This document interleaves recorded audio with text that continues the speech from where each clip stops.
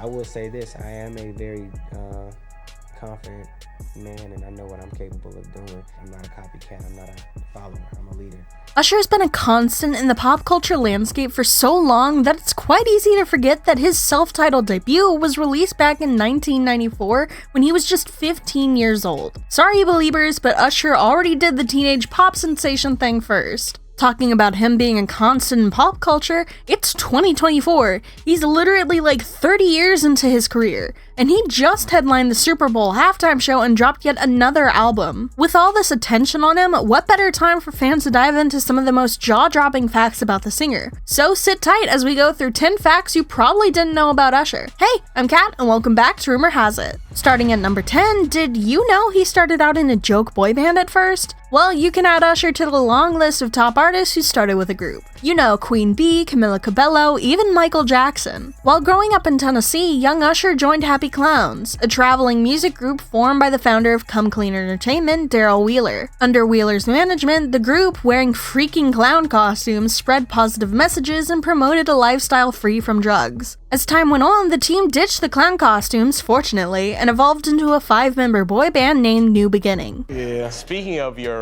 young days, this is a photograph of your first band. I believe this is from 1993. Yeah. And the name of the band? New Beginning. New Beginning. Yeah. NU Beginning. And these are a bunch of other kids. Were these like your neighborhood friends? Well, I'd hope you're alright with spoilers, but Usher left the band after he relocated from Tennessee to Atlanta, and his mom envisioned something far bigger for her son. Guess we all owe Mama Usher a big fat thank you. At number 9, when he was just a teenager, he lived with P. Diddy. Usher and Diddy seem to go way, way back. After L.A. Reid signed Usher to his record label back in the 90s, he thought that the young boy could use some toughening up. So he sent him to go live with Diddy in the one city that would toughen the heck out of any kid, New York City. In an interview with Billboard, Usher said, "I'd say I earned my stripes in New York City. My time with Puff gave me chutzpah," whatever chutzpah means. As you would expect, living with Diddy around that time was a real eye-opener for teenage Usher. In the 90s, do you understand what that's like? Puffy's place was like just filled with chicks and orgying like nonstop, right? Nah, not really. I Come mean, on. but hey, it was curious. I got a chance to see some things. In addition to seeing the music industry fast lane all up close and personal, Usher also got to see some legendary artists do their thing. Coming in at number 8, Usher's story with L.A. Reid didn't end after he left his record label. It took almost 3 decades, but their professional relationship has now come full circle. He and Reid hadn't worked together since 2004. However, after reuniting at an industry event in 2022, they realized that they were still on the same page professionally and even musically. So what do? They decide to work together again. Then and there, they decided to start a record label together, with Usher being the label's first signee.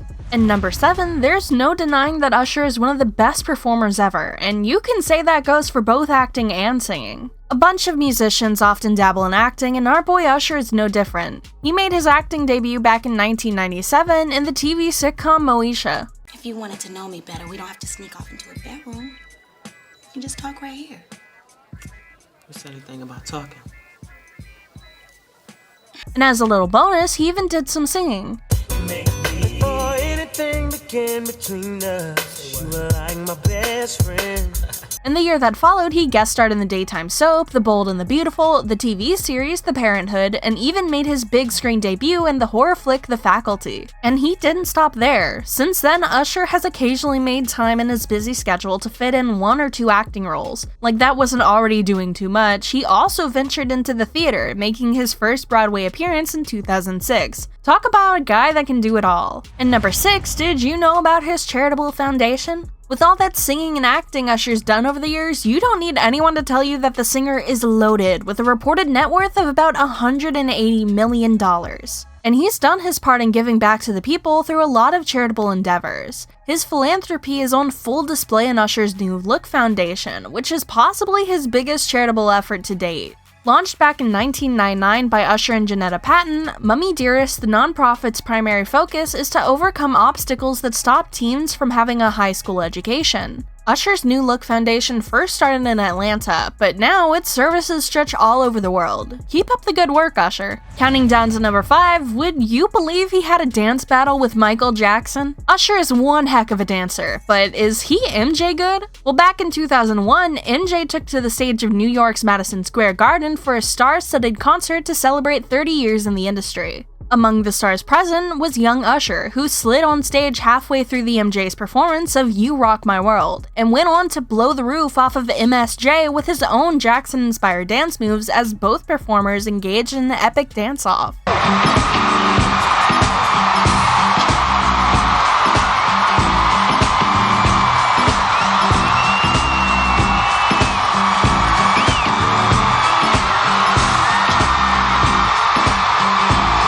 What a crossover. It was everyone's most fantastic fantasy happening live. Chris Rock even joined both dancers on stage. That was like 2001's version of No Way Home. And what was even crazier was that Usher actually held his own against the King of Pop. Yep, he's a great dancer. At number 4, we hear that he got in a fight with Chris Brown. And unlike the little dance battle with Michael Jackson, this was actually a fight. One that left Usher with a bloody nose. Yikes. Both pop culture legends haven't always been at each other's throats. No, in fact, they've collaborated in the past. Remember Chris Brown's New Flame? Both singers have always been good, unlike last year when Usher threw Chris Brown a surprise birthday party at a roller skating rink in Las Vegas. Things, however, took an unexpected turn when the two got into a heated discussion during the celebration. And this discussion actually turned physical.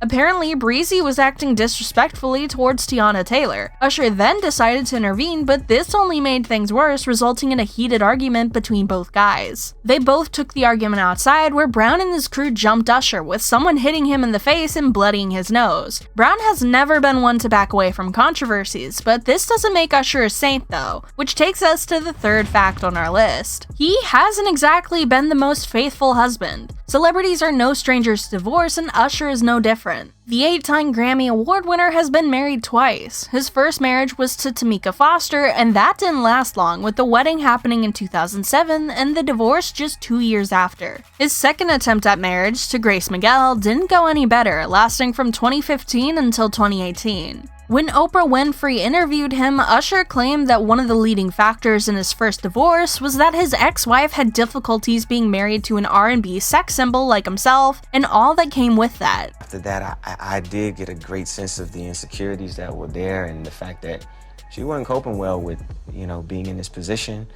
And I felt like position of being married to Mrs. Raymond? Yeah, being married to Usher, and all that came with that, I guess. He also highlighted issues with communication, which, according to him, even counseling couldn't fix. But of course, in addition to all that, there were other reasons, of which Oprah tried reminding him when she straight up asked whether he'd been faithful. And Usher, being the great dancer that he is, just danced his way around these questions. First of all, were you faithful to her? Towards the end of our marriage, I found myself lost. Eventually, during the conversation, he admitted to sleeping with one of his ex's bridesmaids. Well, still on relationships, that hit a snag, so let's go to the second fact on our list. He once dated TLC's Chili. A guy like Usher would always be a ladies' man, and even fellow celebrities can't help but swoon. For a few years between 2001 and 2004, Usher actually dated Rosanda Thomas, better known as Chili from girl group TLC. Reflecting on their little love story about 2 decades later, Thomas revealed to people that although they connected on some levels, that just wasn't true on others. We definitely had some chemistry, she started, but working chemistry does not mean it works in your personal life. If we were working, it was great, but outside of that, we're so different. Looking back, Thomas just couldn't pinpoint a single reason or moment that led to them splitting up. But what fans didn't realize was that after they'd broken up, they still continued to link up secretly in an on-and-off basis. When talking to people, she said, "I love hard." I was like, God, why can't I just get over this? He couldn't either.